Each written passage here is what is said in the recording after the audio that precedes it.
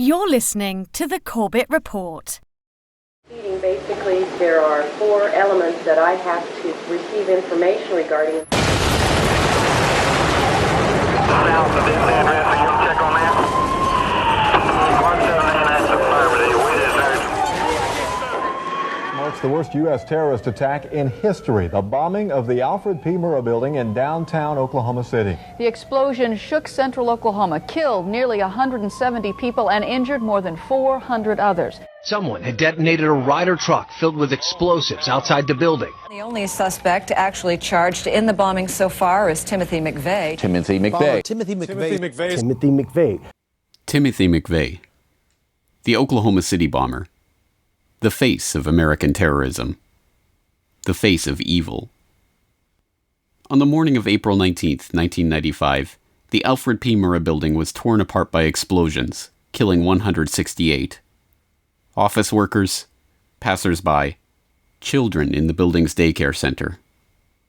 Horrified, a nation in grief turned to the authorities for answers. Now, 20 years after that tragic day, we all know the story the public was told. Less than a week away now from the 20th anniversary of the Oklahoma City bombing. It's still the largest act of domestic terrorism our country has ever seen. At approximately 8:40 in the morning on April 19th, 1995, a slow-moving Ryder truck was seen near the Alfred P. Murrah Federal Building in Oklahoma City. A Ryder truck loaded with a diesel fuel and fertilizer bomb blew up next to the Alfred P. Murrah Federal Building, cutting it in half. 168 people, including 19 children in its daycare center, died. There you can see as the building was just simply cut away by this huge explosion. Collapsed into a shifting house of cards. Pulling at the rubble, they sometimes wonder whether they're tugging the piece that holds it all up. The nationwide search for suspects in the Oklahoma City bombing. The government has claimed McVeigh was alone. Terry Nichols was later also arrested and convicted as an accomplice. The plot was said to be an attempt to avenge the deaths of about 80 people in the government siege at the Branch Davidian compound in Waco, Texas, exactly 2 years earlier. And that story quickly centered on one man. Timothy James McVeigh was born April 23, 1968, in Pendleton, New York. Him in his neighborhood got to be pretty well known for being kind of an attention getter, an outgoing type kid. For Timothy McVeigh, guns would become a lifelong passion. McVeigh's decision to join the Army in 1988 comes after high school and a series of dead-end jobs. With his love of guns, this is a natural fit for him. He and his unit, parts of the 1st Infantry Division, the Big Red One, were sent to the Gulf and were in place, ready for war, by January 1991. When the war ended, his unit was part of the security force assigned to guard General Norman Schwarzkopf in Saudi Arabia. McVeigh says several key events caused him to, in his words, snap. Beginning in 1992, when federal agents killed the wife and young child of white supremacist Randy Weaver during a standoff at Ruby Ridge, Idaho. A call for an imminent war with the government spreads to cell groups across the far right. Timothy McVeigh also becomes convinced by this time. Shortly thereafter, he writes Michael and Lori Fortier, telling them that he wanted to take action against the government. He then enlists the help of his old Army buddy, Terry Nichols. The Regency Tower security cameras photograph McVeigh's Ryder truck passing by on his way to the Murrah building. One of the individuals believed to be responsible for Wednesday's terrible attack on the Murrah Federal Building in Oklahoma City has been arrested. A highway patrol officer pulled over Timothy McVeigh less than 2 hours after the bombing for a missing license plate. In 1997, McVeigh was found guilty on 11 federal counts of murder and conspiracy. He was sentenced to death and executed in 2001. Timothy McVeigh. We've been told so much about him. What he did, why he did it, what it meant for America. But how much of it is true? For 20 years, a handful of tireless researchers have been working to expose the lies surrounding the legend of Timothy McVeigh, the lone wolf terrorist mastermind. And what they have uncovered has been remarkable. These researchers are not isolated cranks, but U.S. Air Force weapons experts, Oklahoma State representatives, FBI whistleblowers, government informants, attorneys, eyewitnesses, veteran journalists, and many others whose direct experience contradicts the narrative of the OKC bombing that we have been told. But perhaps the most compelling contradiction of the official story comes from McVeigh himself. According to the official account, McVeigh had set his sights early on in his military career on joining the Special Forces, and it was the frustration of not achieving that goal that caused him to quit the forces suddenly and unexpectedly in 1991. During his stay at Fort Riley, Kansas, McVeigh had been selected to try out for the Special Forces, the exclusive Green Berets, his dream assignment in the military. And had trained extensively for it, doing hundreds of push-ups and hundreds of sit-ups every day, carrying 100 pounds of gear 13, 15 miles a day to get himself in the physical condition for the course. The Gulf War changed that for him. Sergeant Timothy McVeigh was awarded the Bronze Star for Valor and the Combat Infantry Badge for his part in the fighting. When the war ended, his unit was part of the security force assigned to guard General Norman Schwarzkopf in Saudi Arabia. Suddenly, he was told to return to the United States. His long-desired wish to try out for the Special Forces, his revered Green Berets, had finally become a reality. He was getting everything ready. He was happy. He was excited. He was moving, because he was going to the Special Forces. 1 week later, Sergeant Timothy McVeigh was at Fort Bragg, North Carolina, undergoing the strenuous Special Forces tryout. But he was not the soldier he had been before the war in the Gulf. After living in the desert for 4 months, he was physically drained, particularly the desert conditions. His equipment was wore out. One of the tests was for him to carry a 45-pound sack with him on a long journey. He was wearing new boots, his ankles were aching, his body and mind were physically out of shape. His feet were blistered, his ankle was sprained. At that point, McVeigh knew he could not pass the physically grueling Special Forces tests. It was the most devastating thing that had ever happened to him. And he sent a written notice to the camp supervisor, a voluntary statement of withdrawal. It reads, "I am not physically ready." It was his first failure in the military, and his buddies saw really an altered McVeigh when he returned from that experience. He was somebody who had succeeded in everything in the military before. Now he had failed, and he seemed somewhat embittered and soured. But in a letter to his sister in October 1993, published in the New York Times in 1998, McVeigh tells a very different story. Why would Tim, characteristically non-drinker, super successful in the Army, private to sergeant in 2 years, Top Gun, Bronze Star, accepted into Special Forces, all of a sudden come home, party hard, and, just like that, announce he was not only disillusioned by the Special Forces, but was in fact leaving the service? He goes on to answer, "Now here's what led to my current life. It all revolves around my arrival at Fort Bragg for Special Forces. We all took intelligence, psychological, adeptness, and a whole battery of other tests, out of a group of 400. One day in formation, 10 social security numbers were called out, no names, and told to leave formation. Mine was one. The 10 of us were told that out of the select group of 400, we had scored highest on certain tests. We had been selected because of our intelligence, physical makeup, and physical abilities. We were to feel special, part of a hand-picked group. We were all asked to volunteer, talk about peer pressure, to do some work for the government on the domestic as well as international front. What I learned next, both from the briefings and from the questions and private talks, included 1. We would be helping the CIA fly drugs into the US to fund many covert operations, and 2. Military consultants were to work hand in hand with civilian police agencies to quiet anyone who was deemed a security risk. We would be government-paid assassins." How did the New York Times address these startling claims in a feature-length article on the letter? A single parenthetical remark. The government has always denied such activities.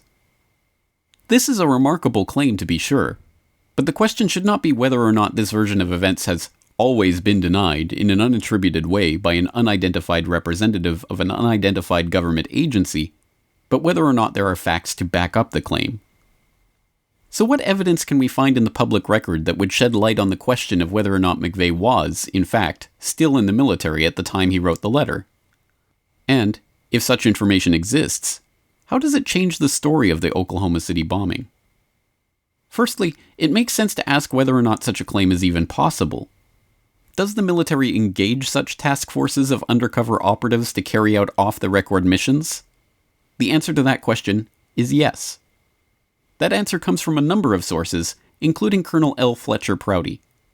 As a colonel in the U.S. Air Force and Chief of Special Operations for the Joint Chiefs of Staff, Prouty worked from 1955 to 1964 as the liaison procuring military supplies, equipment, and logistics support for CIA Special Operations worldwide.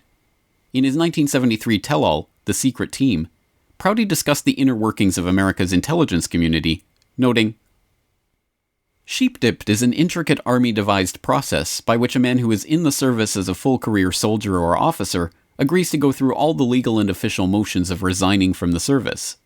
Then, rather than actually being released, his records are pulled from the Army personnel files and transferred to a special Army intelligence file. Substitute, but nonetheless real-appearing records are then processed, and the man leaves the service. He is encouraged to write to friends and give a cover reason why he got out. He goes to his bank and charge card services and changes his status to civilian, and does the hundreds of other official and personal things that any man would do if he really had gotten out of the service. Meanwhile, his real Army records are kept in secrecy, but not forgotten." This tactic was used, for example, in Project Heavy Green during the U.S. military participation in Vietnam in the 1960s. Restricted from deploying troops in Laos by the 1962 Geneva Accords, 48 Air Force personnel were instead sheep-dipped and deployed in Laos as civilian employees of Lockheed to service a bombing radar installation there. But was McVeigh sheep-dipped? By its very definition, this process is designed to be hidden from public view. Under such an operation, McVeigh's resignation, paperwork, even his personal life, would all look exactly as it should if he had genuinely been discharged from the military. Even more frustratingly, the sources of information that could potentially prove that McVeigh was in fact sheep-dipped are being deliberately kept from the public. Take the testimony of Terry Nichols. He is serving an unprecedented 161 consecutive life sentences for his part in the bombing at ADX Florence, a supermax prison in Colorado where he shares a cell block with Ramzi Youssev and Ted Kaczynski. In 2007, he provided a sworn deposition to attorney Jesse Trentadue where he stated, "In December of 1992, Timothy McVeigh told me that while he was serving in the U.S. Army, he had been recruited to carry out undercover missions." McVeigh again told the same story to one of his fellow inmates on death row, David Paul Hammer. McVeigh told me and another inmate here that he was actually an agent working for a guy he called the Major, and he allegedly met this man when he reported to for special trainings duty, and he was told to wash out his special training and asked to accept what was called black ops operations, and he would be working as an independent person as a part of, and that he would recruit people to be in his unit. According to McVeigh, this association went on for several years, from the end of 1992, throughout the days of the bombing of the Murrah Building on April 19, 1995. Unsurprisingly, perhaps, the federal government has made it as difficult as possible for the general public to access this information or find out more about these claims. After granting the interview discussing McVeigh's military connections, Hammer was placed on lockdown and even prevented from contacting his attorneys. After receiving Nichols' sworn declaration that McVeigh was an undercover Army operative, attorney Jesse Trentadue was prevented from gaining access to depose Nichols by a federal judge. The judge in McVeigh's own case also placed sensitive documents obtained by the defense during discovery under seal, documents that the producer of Oklahoma City bombing documentary A Noble Lie claims prove these connections. So perhaps we can start with just laying out the parts of the record that we can all agree on about Timothy McVeigh and his background. Well, he actually served in the U.S. Army. He was on the security detail for General Schwarzkopf, at the time the Allied Supreme Commander of Allied Forces in the first Persian Gulf War back in 1990. And he was a sharpshooter and a sniper. And he was commended, actually, when he was in custody in the Denver Federal Courthouse awaiting trial. The Army had to award him 2 medals of commendation for his stellar service. As far as the Special Forces, where it's still murky, we weren't able to find any documentation to support the fact that he did work Special Forces. But we do know that he was an employee by the CIA. He was a drug smuggler and a professional assassin. And this was in the 2.5 years leading up to the devastation of April 19, 1995. We also know that he was on a joint task force with the ATF and the FBI trying to recruit people to help him blow up federal buildings in 7 different cities around the United States. What you have just said will be stunning to those who have only heard the mainstream narrative of McVeigh. So let's talk about the pieces of evidence that document what you're talking about. We were able to go through the Defense Council records. Stephen Jones was very generous in giving us access to those records. They're stored at a particular institution on the campus of UT Austin. And through the hard work of Wendy Painting, one of our key researchers, oddly enough, she was born and raised less than an hour from where McVeigh was raised in upstate New York. But she had paid several visits to Austin and was able to access these records. The curator of the institution was very kind to us as a film crew. And I had the honor of actually joining her about the 2.5, 3 months she was down there, off and on over the course of 9 months. I joined her for 3 days and saw what she was going through and the records. I mean, this is what the Defense Council, through a discovery process, was able to put together. Unfortunately, the trial only lasted 3.5 weeks, so they weren't able to present a lot of this evidence. And it was by the efforts of Judge Maish, who was the presiding judge. He put a lot of these records under seal, was never allowed to present to the defense or to the jury or the prosecution. The prosecution wasn't even aware of the records. So it was a very stunted and very unfortunate set of events on that short trial. So what does this evidence amount to? Are these claims true? Until McVeigh's full defense records are unsealed, or witnesses like Nichols and Hammer are deposed and their testimony investigated by a grand jury, researchers will have to rely on evidence in the public record to corroborate these claims and arrive at a better understanding of the bombing and McVeigh's role in it. We do know that in August of 1993, director Bill Bean recorded some footage of Camp Grafton, a National Guard training center that provided explosives and demolitions training, while scouting locations for a film shoot. While filming at Camp Grafton, 1.5 years after McVeigh's supposed discharge from the Army, Bean had an encounter with a man he now firmly believes to have been McVeigh.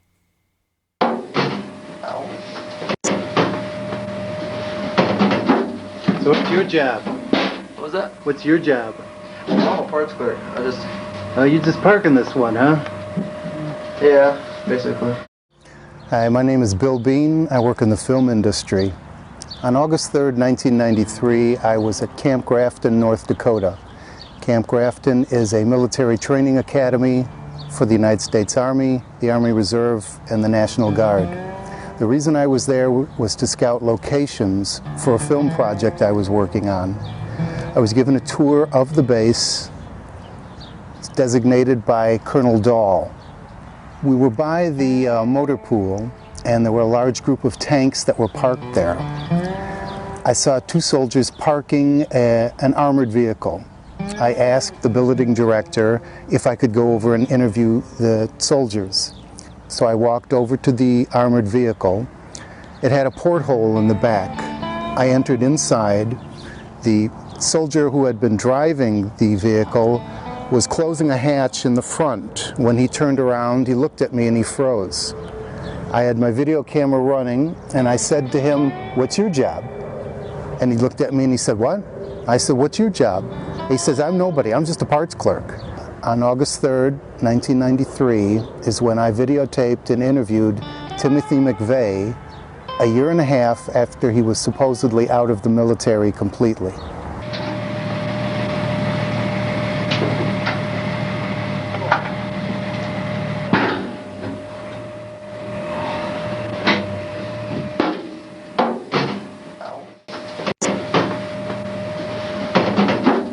So what's your job? What was that? What's your job? I'm a parts clerk. Oh, you just parking this one, huh? Yeah, basically. Was McVeigh involved in explosives training at Camp Grafton after his supposed discharge? Camp Grafton denies that McVeigh was ever present on base, but beyond the physical resemblance to McVeigh, Professor Michael Blomgren of the University of Utah conducted a voice analysis of the tape and found an 86% match between the person speaking on the tape and audio of McVeigh's interview on 60 Minutes. I ended up going to Professor Blomgren at the University of Utah, who's in the speech pathology department. He did a voice forensics test. He did various computer and scientific tests on it, and did human voice analysis tests also. His final report to me was that he would testify in a court of law that this is Timothy McVeigh. He had compared it to a 60 Minutes interview and found a near-perfect, near-exact match. This footage is possible corroboration of McVeigh's story, but it is only that. Possible corroboration. What else can we find on the public record that helps to back up this fantastic tale of McVeigh as a sheep-dipped Special Forces operative? Let's start by examining Nichols' declaration. In it, Nichols, fearing for the safety of his family, notes, "I cannot possibly discuss in this declaration all the information I have concerning the Oklahoma City bombing and others involved, but crucial parts of this terrorist act remain hidden from the American people, especially the identities of the others unknown who collaborated with McVeigh in the bombing." Nichols goes on to reveal the name of one of these collaborators. After noting McVeigh seemed upset and angry in learning about a change in targets for the bombing, Nichols writes that, in what I believe was an accidental slip of the tongue, McVeigh revealed the identity of a high-ranking FBI official who was apparently directing McVeigh in the bomb plot. The name McVeigh let slip was Larry Potts, lead FBI agent at Ruby Ridge. According to Nichols, McVeigh was furious with Potts for changing the script on the bombing and, presumably, targeting the Murrah building. So, who is Larry Potts? Larry Potts was described as the Bureau's fastest rising star in the early 1990s, and as such was in the center of the Bureau's two most controversial incidents of that time: the Ruby Ridge shootout in which Vicki Weaver and her 14-year-old son were killed by federal agents, and the Waco standoff that ended with federal agents burning down the Branch Davidian compound, killing 76 men, women, and children. In May of 1995, directly after the Oklahoma City bombing, he was promoted to Deputy Director of the FBI, where he was Chief Operating Officer in charge of hundreds of criminal investigations. He was also the lead investigator on the bombing of the Murrah building. So do we have any evidence that the FBI participated in a cover-up of the OKC investigation? The answer is such a resounding yes that even high-ranking FBI officials have alleged just such a cover-up. We know there were 24 people that were interviewed by the FBI that said they saw Mr. McVeigh on April 19th with someone else, and they had no reason to make it up. They didn't have a dog in that fight. They didn't have any reason to make something up. They told the agents exactly what they saw, and the agents wrote it down. If only one person had seen it, or two or three, but 24 people say, yes, I saw him with somebody else. That's pretty powerful. That Danny Coulson, the man in charge of the FBI's collection of evidence from the Oklahoma City bombing, is himself alleging a cover-up, is significant. As Coulson points out, in the immediate wake of the bombing, the largest manhunt in the history of the Bureau was launched to find the two men who were reported as having rented and driven the Ryder truck to its destination. John Doe number 1 was soon identified as McVeigh, but John Doe number 2, his accomplice, remained at large. Who is John Doe number 2, and where is he? Employees at the truck rental business in Kansas also helped with a sketch of a man who they say was with McVeigh, a square-jawed suspect with a tattoo on his left arm. Authorities made a second, then a third sketch of John Doe 2 with a ball cap, based on a description from an Oklahoma City man who says he gave McVeigh and John Doe 2 directions to Northwest 5th and Harvey, the Murrah building, 30 minutes before the bombing. So he pulls up and, gets out of the truck? No, he pulls up and I go up to the truck. I went to see what he needed. He said he was kind of lost a little bit. He said he was looking for 5th and Harvey, was the words he gave me. He did not distinct a building, the Murrah building or nothing like that. He just asked me where direction of 5th and Harvey was. I kind of tried to explain it to him verbally, and he could seem a little confused by the way I was explaining it to him. So at that time, he got out of the truck, and I kind of walked him about 3 or 4 feet from where we were standing and pointed it out to him, the direction where it was. Now, all these accounts share a common and unsettling similarity. The witnesses say they saw several accomplices, including the infamous John Doe number 2. ATF officials tell us the elusive John Doe is still part of this case, but will not comment any further. However, they did tell us that there's a lot about this case we don't know yet, information you can't find in the indictments against Timothy McVeigh, Terry Nichols, and Michael Fortier. The first man is of medium build with a light brown crew cut, and he is right-handed. McVeigh is identified as the mystery man John Doe 1 and arrested. The second man is also medium build. He's further described as 5 feet 9 inches to 5 feet 10 inches tall, with brown hair and a tattoo visible on his left arm. What happens next is a conspiracist's dream. John Doe number 2 remains at large. He should be considered armed and extremely dangerous. But 2 months later, the FBI calls off the search. The official line is, John Doe 2 doesn't exist. Why was the manhunt called off? Why were 24 separate eyewitnesses along the Ryder truck's route that morning dismissed as having imagined his existence? Is it because even more damning evidence of John Doe number 2's existence, and more importantly his identity, was about to emerge? It was just hours after the bombing when the news channel first told you about the possibility that surveillance cameras may have captured the explosion and the killers on tape. Our sources and sources for the LA Times describe what's actually on those tapes.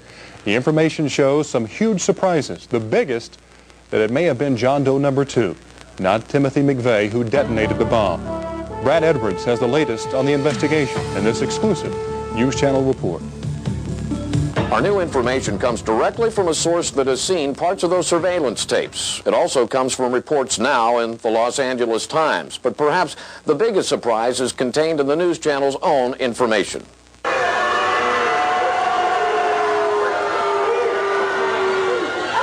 Timothy McVeigh was not the last person to leave the Ryder truck.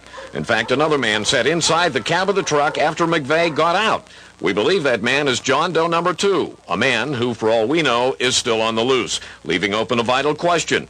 Was it John Doe number 2 who actually set off the bomb, not Timothy McVeigh, as we've all been led to believe?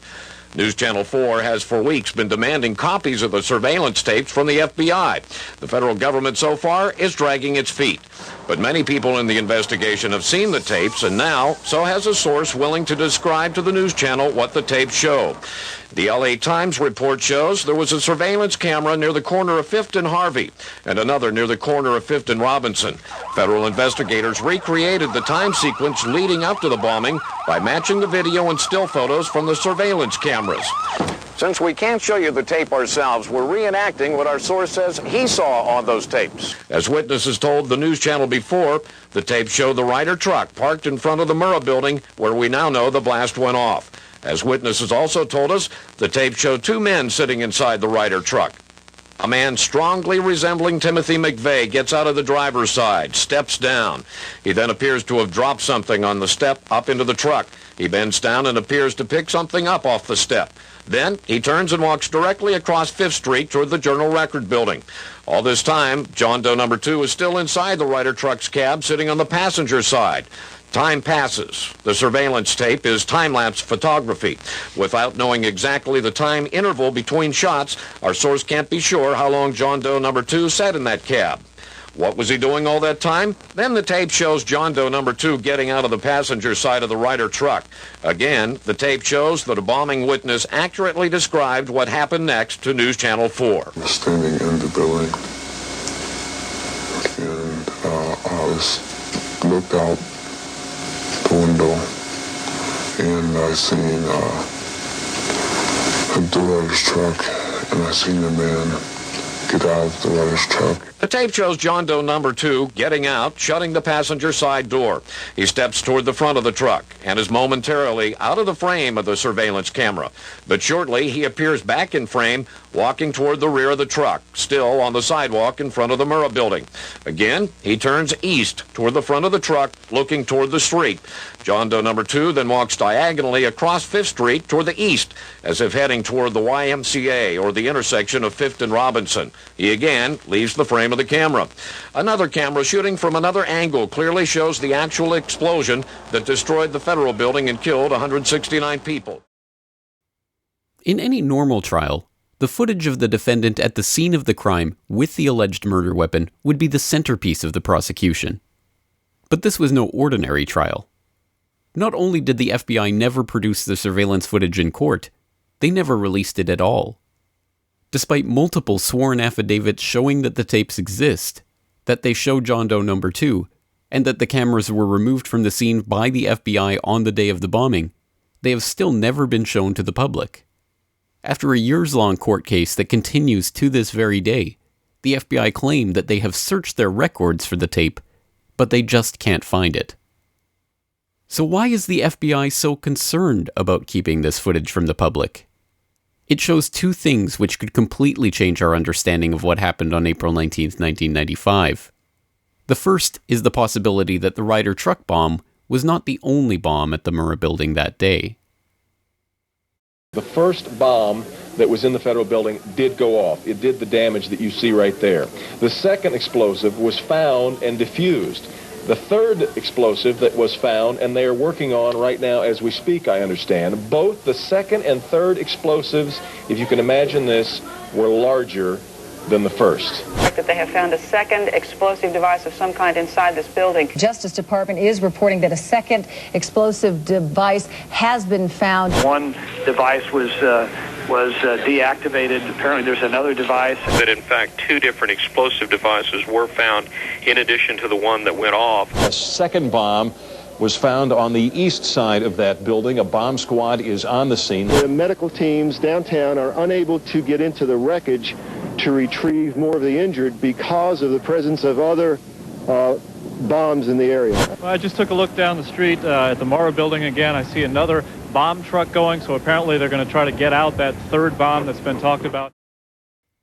As retired U.S. Air Force Brigadier General Ben Pardon noted in an exhaustive report in the wake of the bombing, the evidence is conclusive that the Ryder truck bomb could not have accounted for the damage done to the Murrah building. I went to a 2-year graduate program, 8 quarters of armament engineering graduates, the first course that was ever set up. And after that, I worked at the Ballistic Research Laboratories at Aberdeen, which was 2 years of hands-on work designing, developing continuous rod warheads for the Bomark missile and other weapon systems. Well, the truck bomb, even though it was fairly massive, was somewhat removed from some of the structures that were damaged. They clearly had some what you call Broussard's damage, where the blast pressure was way above what you would expect to get from the truck at that distance. Broussard's damage is that caused by an explosive whose blast wave is powerful enough to shatter and destroy the material affected. The problem with the failed columns at the Murrah building is at that distance, the air blast from an anvil bomb would have been 10 times less powerful than what was needed to dissolve the concrete and cut the rebar. Those columns, had they failed due to air blast, should have broken with sharp chunks of concrete connected by rebar, not sheared off at critical points. Broussard's damage indicates contact explosives placed directly on the beams.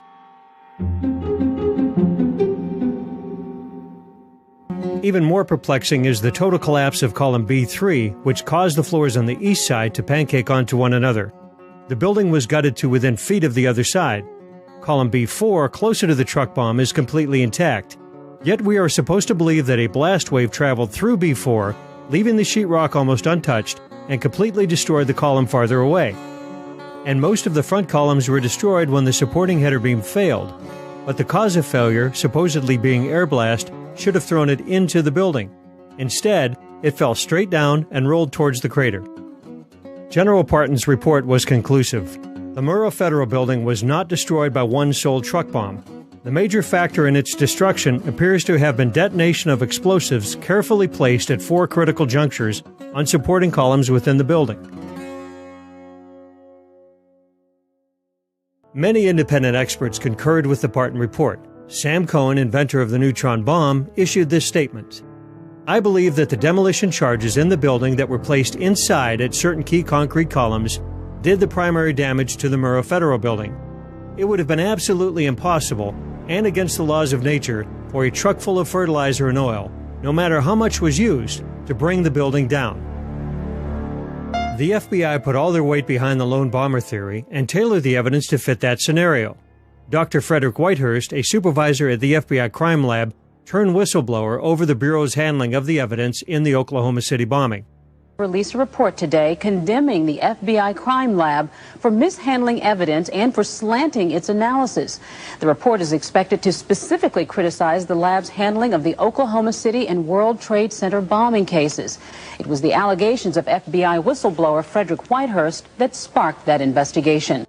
Forced to resign, Dr. Whitehurst testified in Terry Nichols' trial that a fellow FBI chemist had changed his findings and lied under oath after meeting with federal prosecutors. The Office of the Inspector General, or OIG, investigated Whitehurst's charges and issued a report which concluded that the FBI crime lab had improperly identified the characteristics of ANFO, the weight of the bomb, the detonation system, and even what kind of explosive was used. But perhaps even more importantly, the missing surveillance tapes from the Murrah building threatened to reveal the identity of John Doe No. 2. And as it turns out, there is every reason to believe that the missing accomplice in the case is, exactly as McVeigh himself alleged, a government informant, agent, or operative. Documents obtained under the Freedom of Information Act over the past decade have exposed a long-classified FBI operation from the early 1990s. This operation, dubbed PATCON for Patriot Conspiracy, involved FBI infiltration of the militia movement, including the very circles that McVeigh himself, model soldier and Special Forces recruit, was now moving in. Attorney Jesse Trenadu has been one of the most outspoken voices about the PATCON operation and how it relates to the events in Oklahoma City. As I pursued this over the last 16 years and lots of lawsuits and fights with the FBI, I stumbled across an operation that the FBI called PATCON, P-A-T-C-O-N. PATCON was an acronym for Patriot Conspiracy. Mm-hmm. And the FBI began to distance itself from PATCON when I was probing, and they said it was just a simple operation where they were going to infiltrate some militia folks in Alabama who had stolen some night vision goggles from a military base and were selling them. But it was clear to me that PATCON was bigger than that, much, much bigger. And there were PATCON operations going on all over the country. And they referred to them as PATCON Group 1, PATCON Group 2, PATCON Group 3. PATCON, meaning that's the FBI's name for their wide-scale, you say, investigation and infiltration of the radical right in the early, mid-1990s.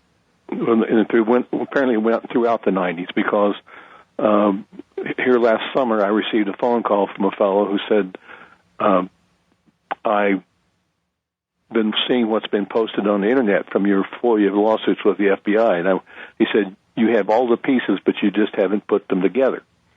And I said, what do you mean? He said, well, you just don't see the picture. And so he came to see me, and I directed him to Newsweek magazine and to some other reporters. He had been one of the top undercover operatives for the FBI in PATCON for almost 10 years. He had infiltrated some 23 groups.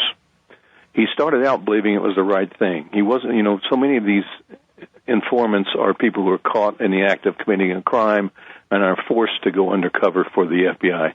He did it voluntarily because he thought these hate groups, what described him as hate groups, were dangerous. In hindsight, he said he looked back on it and he sees now that the agenda was to infiltrate and incite the militia movement, the right-wing Christian movement, the violence, so that the Department of Justice could crush them. He said that Ruby Ridge was a PATCON operation. He said that Waco was a PATCON operation. He believed that Oklahoma City was, but he wasn't involved in it. But he did say that other members of the PATCON group were involved in Oklahoma City. At the center of the many threads of this operation was Elohim City, a white supremacist compound in Oklahoma whose chief of security was the enigmatic Andreas Strassmeyer, son of former German Chancellor Helmut Kohl's chief of staff and a former lieutenant in the German army with military intelligence training. And we have another angle on this as well from Carol Howe. Are you familiar with her case? She was actually hired by the ATF to infiltrate the compound in Elohim City, which was in eastern Oklahoma, almost right on the Arkansas border.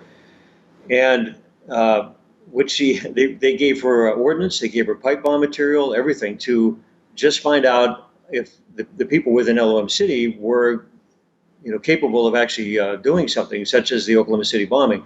And come to find out, there was ATF and FBI informants that she didn't even know about. So it was really an odd mix of informants. They're not communicating with each other. Catastrophic breakdown in communication. I gave them warnings, targets, specific targets, addresses of targets, names of targets. I know of too many people that were talking about that building, talking about Oklahoma City, talking about doing something on that date using a truck bomb. In her report to the ATF in December, Howe reveals that Strassmeyer planned to forcibly act to destroy the U.S. government with assassinations, mass shootings, and bombings. He said he wanted to go blow up federal buildings. I mean, just point blank, that's what he said he'd like to be out there doing. Jane Graham, an eyewitness who worked in the Murrah building, observed Strassmeyer in the building the week before the bombing, going over blueprints and carrying what looked to be the components for C4 explosives and detonators. As alleged in David Hoffman's book, The Oklahoma City Bombing and the Politics of Terror, Strassmeyer first aroused suspicion that he was an undercover operative when he was caught in Texas entering a federal building at night with a key code. Did he have access to the Murrah building also? When we interviewed Jane Graham, who was a survivor, she said that when she went to work, it was either the day before or 2 days before, I don't remember which, she parked in the basement parking, and when she got out of her car and was walking across the parking garage, she saw 3 guys down there wearing coveralls and placing putty on the columns and stringing wire between the putty. Later, she picks out one of the guys from photographs and says, that's him, and it was Andreas Strassmeyer. Strassmeyer was there listening, going over the plans. He was listening to everything. He was what they were talking about, looking at place, pointing to things. But when they were talking, whatever they happened to finally be talking about, and when I was looking at him at that point, then he left and went over to the other side of the building so I wouldn't keep watching him. The second man that was there, who appeared to be military, he's the one that the man in charge told to put the stuff back in the car. The second man obviously was taking orders from the first man because he had wire in his hands, which I thought was telephone wire. It's that real light color, thin wire. And he also had what appeared to be gray putty. Well, that's exactly how you string composition C4 with det cord. Despite all of this evidence, Strassmeyer was never interviewed by the FBI as part of their Oklahoma City investigation before he had the chance to flee the country and return to Germany. This is just one of many examples of seeming foreknowledge of the attack that have since been covered up or suppressed by the FBI and the ATF. The government has claimed that they had absolutely no prior warning, and yet we start off with the interesting little episode where 2 Air Force bomb squad guys, and these are very special Air Force bomb squad guys that we know were cleared to work for presidential security, VIP security, and so on. They were ordered from Kirtland Air Force Base in New Mexico to Oklahoma City, arriving on Monday the 17th of April, 2 days before the bombing. Their orders were to go to a motel and wait there until contacted by the FBI. I had become aware of this information in 1997, developed some confirming information, but the key was that in the summer of 2001, 2 journalists had separate conversations with one of the 2 individuals on this bomb squad team. He admitted he was there. When asked in separate conversations by both journalists why he was there, he responded, you'll have to ask the FBI. There was this fairly large truck with a trailer behind it, and it had a shield on the side of the door, and it said bomb disposal or bomb squad below it. Authorities now claim in federal investigative reports that the huge, ominous truck with its trailer was being used by a deputy to run routine errands. Other documents obtained by 2020 show that someone called the Executive Secretariat's office at the Justice Department in Washington and said the Morrow building had been bombed.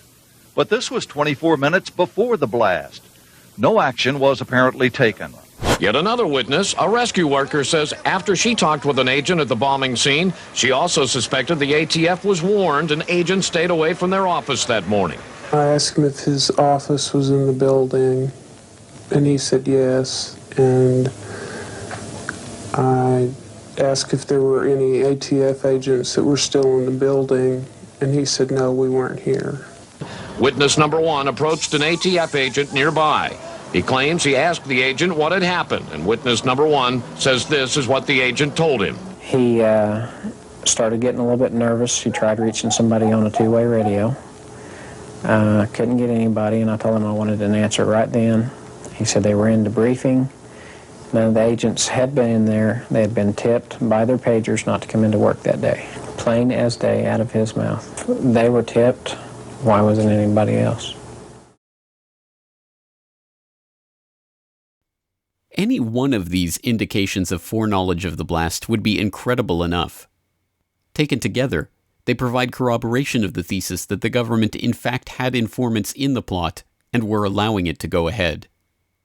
But more startling by far than all of these accusations is the case of Dipole Mite. Dipole Mite was an ATF project to familiarize BATF agents with truck bomb debris patterns and to calibrate the effect of vehicular explosions on a variety of materials and structures. Beginning in 1994, the Bureau conducted a series of experiments at the White Sands Missile Range in New Mexico, blowing up vehicles with C4 and ANFO explosives and analyzing the blasts to gauge the effect of terrorist bombings on government buildings. Even more incredible, pictures emerged in 1997 of a Ryder truck parked at Camp Gruber Training Center in Oklahoma. The source of the image, who feared for his safety and requested anonymity, asserted that the images were taken in early April of 1995, just 2 weeks before the bombing. The National Guard did eventually confirm that the images were authentic, and that the Ryder truck's presence at the camp was related to a weapons sensor project connected with the Defense Advanced Research Project Agency, but issued a statement insisting that this Ryder truck and the weapons project it was associated with, quote, had no association whatsoever with the tragedy at the Alfred P. Murrah building, end quote. Could this be the other Ryder truck that witnesses reported seeing at Lake Geary several days before Timothy McVeigh and Terry Nichols arrived to construct their bomb? The official narrative dictates that Tim McVeigh alone rented the Ryder truck in Junction City, Kansas on April 17, 2 days before the bombing. He and Terry Nichols supposedly constructed the bomb on April 18. But the bulk of eyewitness accounts assert that the Ryder truck was at Geary Lake for several days before that. I retired April 11th, 1995, and after finishing up that morning, I decided to stop by here and fish at Geary State Lake, which is right in this general area here that I was fishing from, the pier or jetty.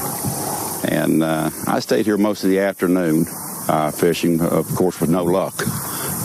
And later on that afternoon, I had decided to maybe go back over this way over here to the other point back there and see if I'd have any luck. When I noticed a Ryder truck over there. I was sitting at home one day and my wife came in from work and she said that she had been stopped in a roadblock up here at Geary Lake in reference to the Oklahoma City bombing and the making of the bomb here at Geary State Lake and with a Ryder truck. And I said, well, you know, I had told you about the Ryder truck I had seen there before this. And that's how I became aware of it. And then the next thing I knew, she told the ATF and FBI, the people at the roadblock, that what I had seen. And before I knew it, my house was swarming with agents. Multiple trucks, multiple bombs, government informants, prior warnings, Pat Kahn, John Doe No. 2, Andreas Strassmeyer. The indications of government participation and cover-up in the bombing itself continue to mount and mount, and they paint a very different picture of McVeigh than that of the lone wolf bomber that the government and media have spent 20 years asking us to believe in. But why? If there was government complicity in the plot to blow up the Murrah building, why would this be so? What would the government stand to gain from this? Firstly, PatCon gained its objective of discrediting militias, gun rights groups, and those concerned about governmental overreach once and for all in the mind of the American public. The United States of America, they believe that the United States government is prepared to usurp the Constitution and break down doors and confiscate guns. Am I lying to these people, Bob Fletcher and Jim Trockman? John Trockman. John, sorry, it says John here. You believe this? No, not quite like that. Not the U.S. government. Which government? The one world government? Yes, sir. The United Nations? Yes, sir. And you're in the woods now, and you're not, neither of you, you're not in the woods? No. Yeah, you're from Montana, the city of Noxon? Yes, sir. The little town of Noxon. 350 people? Maximum. Aha. And you living in the woods? No. No, you're not. Is anybody in Montana? Just their plain homes. You're sitting next to Ray Southwell, who does, from Michigan. You gather in the woods, don't you? In Michigan? When we train? Yeah. That's correct. But you're not living there. I don't quite understand when you say living there. I live in northern Michigan, and I have 20 acres that I live on, and there's a house there. Right. Secondly, an ATF that had suffered a severe backlash from its mishandling of events at Ruby Ridge and Waco could win public support and sympathy by parading as the victim of anti-government crazies. Thirdly, it provided new life to the Omnibus Counterterrorism Act of 1995, a controversial bill introduced by Joe Biden 2 months before the bombing that would have given police broad new powers to use secret sources and secret evidence in terrorism proceedings. Widely denounced as an affront to civil liberties, the bill was languishing in committee. But all that changed on April 19, 1995. The very day after the blast at the Murrah building, the New York Times wrote about the bill that, after the Oklahoma City bombing, there are few surer legislative bets in Washington. The legislation morphed into the Anti-Terrorism and Effective Death Penalty Act of 1996 and was passed the next year, with President Clinton specifically linking the bill to the bombing in his signing statement. Years later, Biden claimed that his original bill was the core of what eventually became the Patriot Act. Fourthly, the bombing also conveniently destroyed a number of documents that were proving to be problematic for the Clinton administration. Documents that had all somehow or other ended up being housed at the Murrah building in Oklahoma City in April of 1995. Day 1, hour 2 of the bombing, the most significant event that happened is when they said they found other bombs in the building. The second most significant event was that they moved everybody back and held them back. There were still people alive trapped in the building, but they came in with 2 trucks and backed them up to the Murrah building, and a bunch of these guys dressed in blue jackets with no letters on the back started taking boxes of files out and putting them on this truck. We were told by a blonde female agent that there were files so serious to the government that until those files were located, there would not be any recovery effort. If you remember the Whitewater investigation in Arkansas, all the paperwork was stored in the Murrah building. They had FBI agents over in the fields to the west of the Murrah building picking up paper almost all day long. And it was during this time that early in the investigation that I started receiving some various phone calls. One of them was a phone call from Little Rock, Arkansas. The guy said that he was a federal agent. He was not an FBI agent. He was not ATF. But what he did say was during their investigation of the Clintons, on all the drug running that went through Mena, Arkansas, and Lassiter's Ranch and all of that stuff that was going on at the time during Iran-Contra, that those records, when Clinton went to Washington, were transferred from there to the Murrah building. But what about McVeigh? What was his role in all of this? Criminal mastermind? Convenient patsy? Unwitting dupe? Or sheep-dipped operative, exactly as he claimed to be? It's at this point that most such investigations would end, with the narrator metaphorically shrugging his shoulders and suggesting that the secrets of the bombing might have gone to the grave with McVeigh himself. But this is not such a story. In fact, there are reasons to believe that McVeigh never actually went to the grave at all. He told us many times he would vacillate on this issue from time to time, but his main theme was that he was not going to be executed, that the major was going to have someone infiltrate the execution team, and that he would be given drugs that would feign the appearance of death, and he says the CIA and other people use these drugs, and that they would be taken out, and he would be brought, given some type of medication that would counteract the other, and that he would be rewarded for serving his country.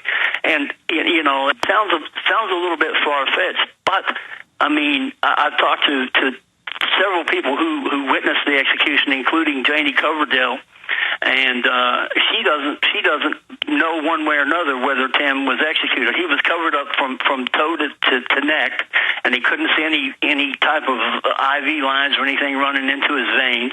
And so she clearly says that she doesn't know if he was executed or not, and she watched it. So, I don't know if Tim McVeigh is dead. McVeigh spent much of his time on death row fighting for a very unusual request: to not have an autopsy performed on his body after his execution.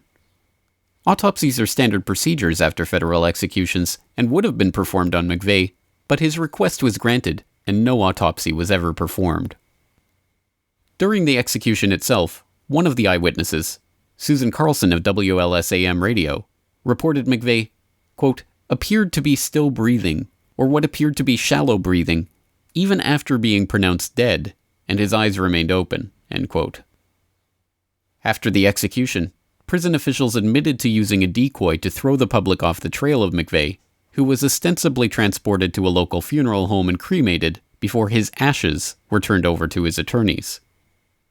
Perhaps it's appropriate, in a sick way, that we don't even have closure on this, the one part of the OKC bombing story that even the most incredulous have long believed was unquestionable.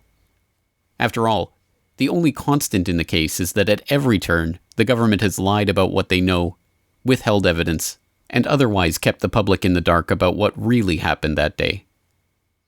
Meanwhile, those brave few who have sought to shed light on these issues, or just gotten caught up in the story, have ended up with their lives transformed, their reputations shattered, and, in some cases, have lost their lives.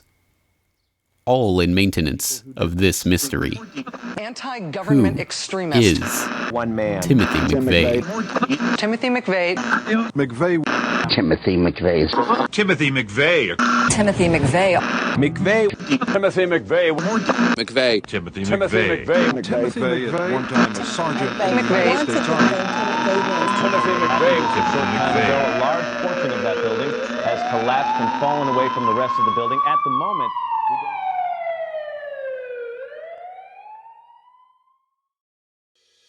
The Corbett Report is brought to you by you. Your support makes the Corbett Report possible. Sign up for the subscriber newsletter or purchase a DVD at corbettreport.com/support.